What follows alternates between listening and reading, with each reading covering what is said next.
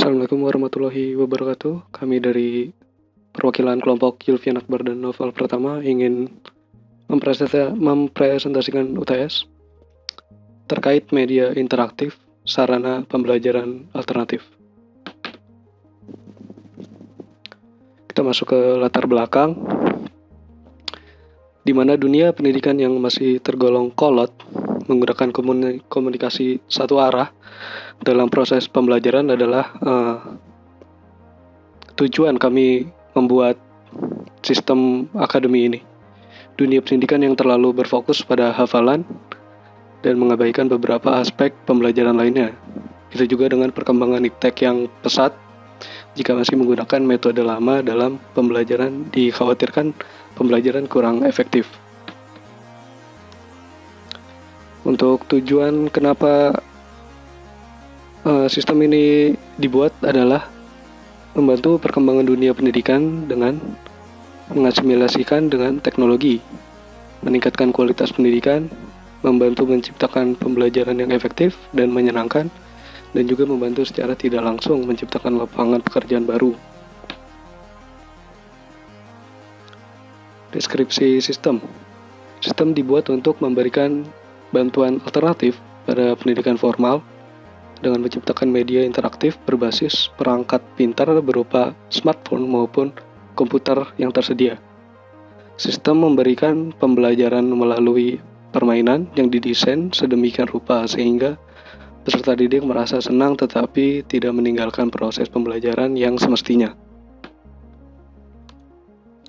Untuk studi kelayakan di bagian bidang teknologi, didesain dengan UI yang simple dan sederhana sehingga mudah dipahami, workflow yang disederhanakan tanpa mengurangi fungsionalitas.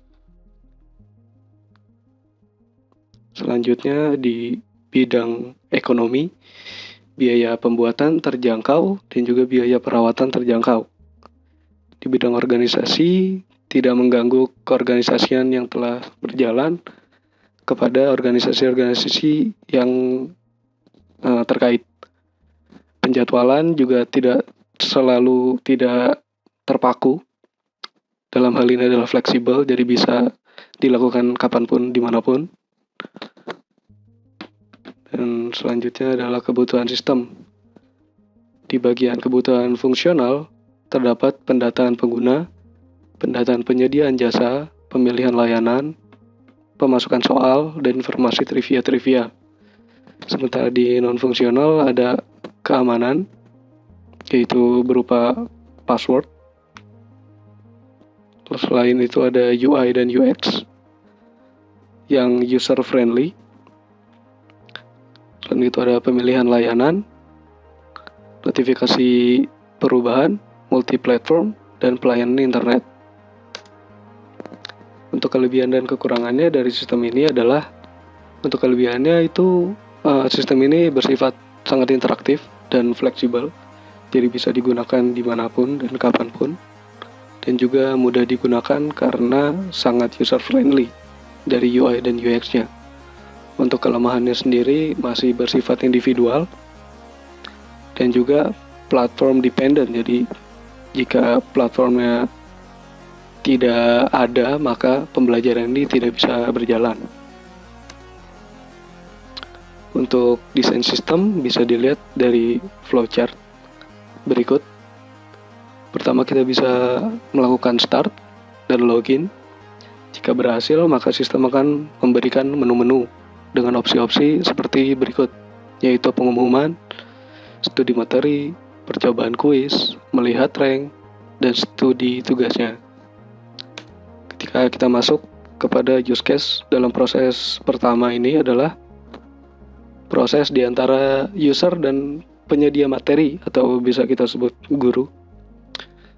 User dapat melakukan pendaftaran, mengakses materi, dan melakukan kuis, sementara penyedia materi atau guru bisa melakukan pendaftaran, mengakses materi, memasukkan materi yang akan diakses user, dan juga melakukan penilaian yang sudah dilakukan oleh user yang melakukan kuis tadi. Sementara di proses kedua adalah proses pembelajaran dalam bidang game. Seperti dilihat dari use case-nya,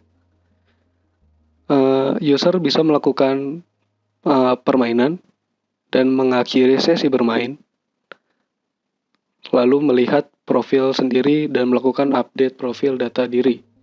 Sementara admin bisa melakukan pengakhiran sesi bermain dan juga mendaftarkan user. Adapun juga DFD yang sudah terbuat, adapun seperti berikut. Bisa dilihat sistem media pembelajaran interaktif bisa melakukan proses login, proses sesi quiz, proses sesi permainan game, proses lockup, proses penyusunan quiz, dan proses registrasi user. Semuanya akan diatur oleh sistem pembelajaran interaktif. Ada juga proses validasi level user dan proses pembuatan minigame. Itu tergantung kepada penyedia materi. Untuk di proses pada pengajar dan juga peserta didik lebih condong kepada di bidang proses sesi quiz dan proses permainan minigamenya. Ya, saya rasa cukup sampai sini. Kurang lebihnya mohon maaf. Wassalamualaikum warahmatullahi wabarakatuh.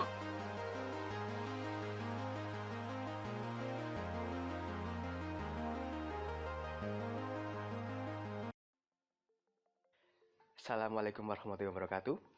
Nama saya Naval Pratama Putra, nomor induk mahasiswa 1665066. Di sini saya akan mempresentasikan tugas ulangan tengah semester mata kuliah praktikum rekayasa perangkat lunak yang berjudul Media Interaktif sebagai Pembelajaran Sarana Alternatif.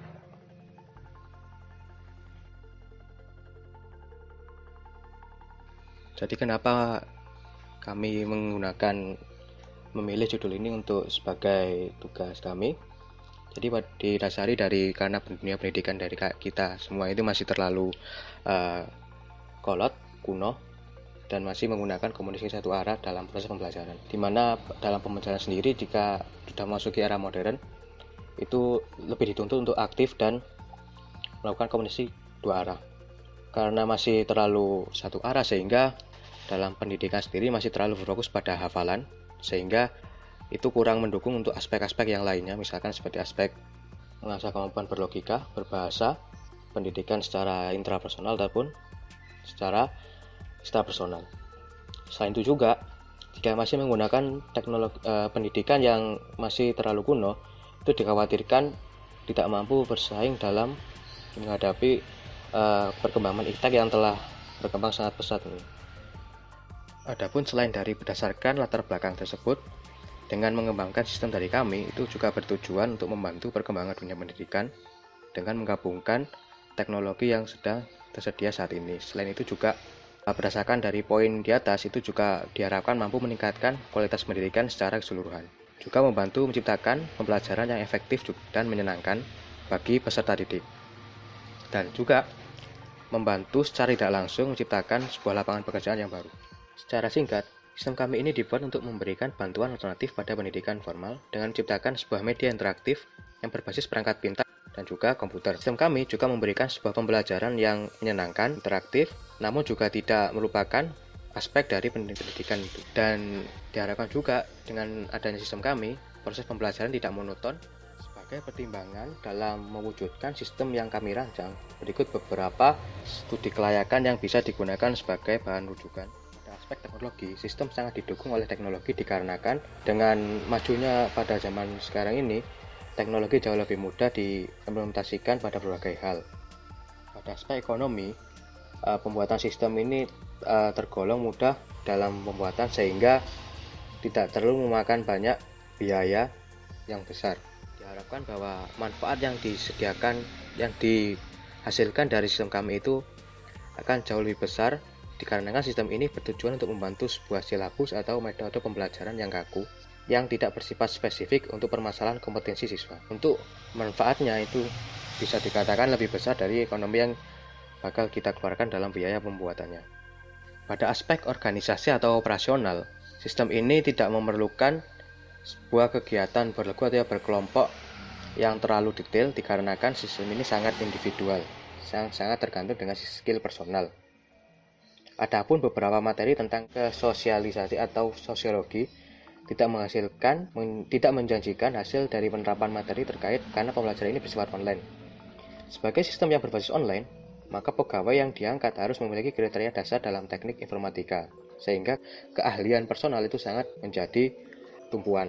Pada aspek jadwal, sistem ini tidak memberlakukan jadwal secara rinci. Semua materi pembelajaran bisa diputar, diulang, dipercepat, jeda, atau bahkan dihentikan di tengah pembelajaran. Jadi sistem ini itu sangat fleksibel dan dapat disebut sistem ini tidak memerlukan jadwal tertentu. Pada aspek organisasi atau operasional, sistem ini tidak memerlukan sebuah kegiatan berlaku atau berkelompok yang terlalu detail dikarenakan sistem ini sangat individual. Untuk pada aspek hukum, etika, norma yang berlaku pada negara, sistem ini tidak akan melakukan pelanggaran hal-hal di atas dikarenakan sistem ini terjadi pada ruang lingkup virtual atau online, sehingga untuk kekerasan kegiatan yang bersifat melanggar aturan secara langsung itu tidak hampir nihil terjadi, sehingga sistem ini setelah bagian bab di atas berikutnya adalah kebutuhan yang diperlukan oleh sistem. Pada hal ini kebutuhan dibagi menjadi dua hal, yaitu kebutuhan secara fungsional dan kebutuhan non-fungsional. Pada kebutuhan fungsional itu diperlukan sebuah pendataan pengguna,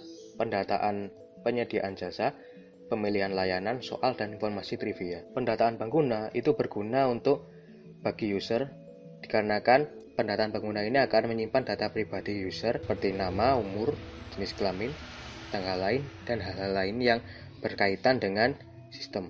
Pada pendataan penyedia jasa itu berguna untuk memberikan kredibilitas yang tinggi pada narasumber saat menyediakan materinya, sehingga untuk materi sendiri itu bakalan bisa dipertanggungjawabkan oleh narasumber dikarenakan adanya pendataan penyediaan jasa. Nah, pada pemilihan layanan, selain juga memberikan layanan bagi peserta didik atau user, itu juga mampu membantu pada sisi tenaga pengajar. Sistem ini juga akan memberikan layanan untuk menambahkan materi-materi kegiatan belajar mengajar atau memberikan penilaian lain dari tugas-tugas yang sudah disubmit oleh pelajar, sehingga tidak hanya menguntungkan bagi user, tapi juga membantu pada tenaga peserta didik juga, pengajar juga. Untuk informasi trivia itu membantu untuk user untuk mengetahui informasi-informasi yang menambah wawasan dari user, dan informasi tersebut bisa diakses tanpa adanya syarat khusus yang harus dipenuhi terlebih dahulu. Adapun untuk kebutuhan non-fungsionalitas yaitu keamanan, user interface atau user experience, pemilihan layanan, notifikasi, multiplatform ataupun pelayanan internet. Untuk kebutuhan keamanan sendiri itu mencakup validasi untuk mengakses suatu fitur-fitur tertentu. Misalkan untuk bisa memulai aplikasi diperlukan username dan password dari user yang bersangkutan. Untuk user interface ataupun user experience itu diperlukan yang bersifat sederhana, simple, dan efektif. Dikarenakan jika user experience-nya itu bagus, maka secara overall sistem kita bisa dipahami oleh berbagai kalangan umur. Untuk notifikasi perubahan itu diperlukan dikarenakan nanti saat ada untuk memberikan informasi perubahan yang terjadi pada sistem. Untuk kelebihan dan kekurangan dari sistem kami, untuk kelebihannya sendiri itu memberikan kemudahan pembelajaran dimanapun, kapanpun, dan pada platform yang telah ditentukan. Untuk materi pembelajaran sendiri itu sudah dibuat secara rinci serta up to date mengikuti perkembangan zaman. Pembelajarannya sangat interaktif, menyenangkan, sehingga tidak monoton dan pasif. Untuk kelemahannya sendiri itu teknik pembelajaran dari individu itu tidak semua orang nyaman menggunakannya, sehingga mungkin ada beberapa individu yang bakal kesulitan dikarenakan kurangnya kecocokan dalam pembelajaran. Itu merupakan tampilan dari flowchart dari kami, di mana dari awal user memang diminta untuk login. Saat dia berhasil, maka dia akan dimasukkan ke dalam menu. Di dalam menu itu terdapat beberapa opsi yang bisa kita pilih.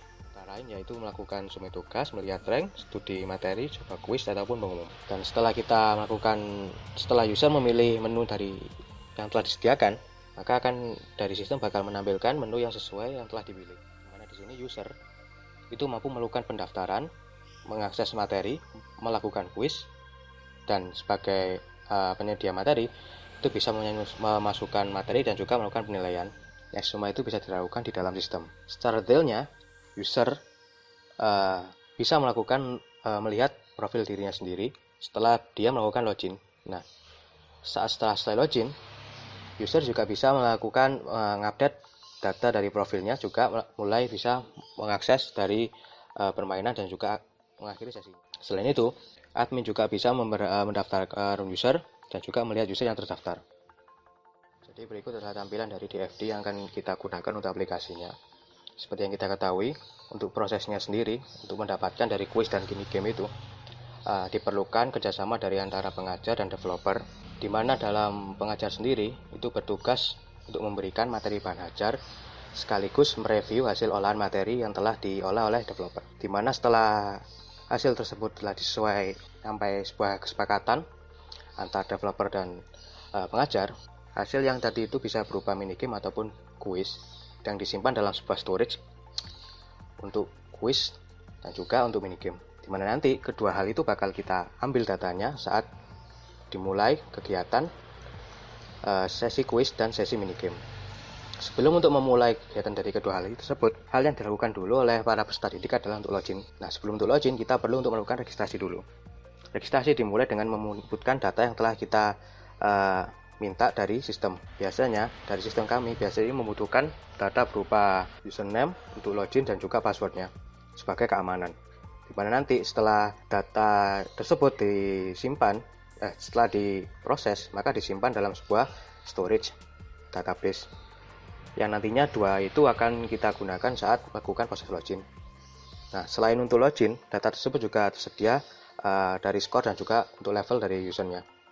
Dimana nanti skor itu bakal kita gunakan saat kita mulai menyelesaikan dari proses dari sesi minigame dan juga kuis. Jadi setelah kita login, kita perlu untuk masuk ke dalam sesi kuis, di mana dalam sesi kuis itu tingkat kesulitan dan juga kuis yang kita serahkan itu disesuaikan berdasarkan level dari usernya. Sehingga dari sistem itu memberikan sesuai dengan tingkat dari level usernya. Nah, setelah user menyelesaikan kuisnya tersebut, maka kita akan masuk ke dalam proses yang namanya untuk validasi levelnya, dimana nanti setelah sesi ini berakhir, dari permainan dan minigame tadi itu bakalan menghasilkan sebuah skor yang digunakan untuk meningkatkan level dari usernya. Dan apabila sudah memenuhi syarat, maka akan terjadi kenaikan level, dimana juga akan meningkatkan kenaikan dari tingkat kesulitan dalam. Ya, itu tadi presentasi dari saya. Semoga apa yang saya sampaikan itu bermanfaat bagi kita semua. Sekian presentasi dari saya. Apabila ada salah kata, saya mohon maaf. Terima kasih. Wassalamualaikum warahmatullahi wabarakatuh.